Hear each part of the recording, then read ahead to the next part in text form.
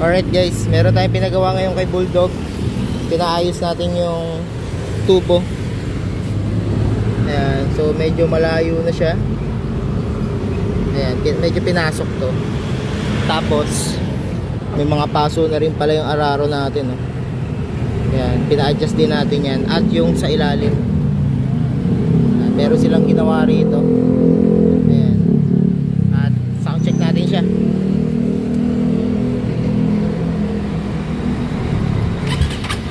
Yan.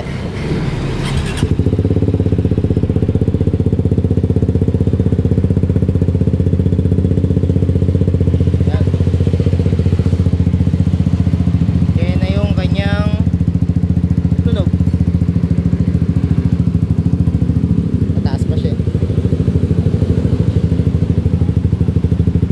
Yan. Medyo bumaba na yung minor niya.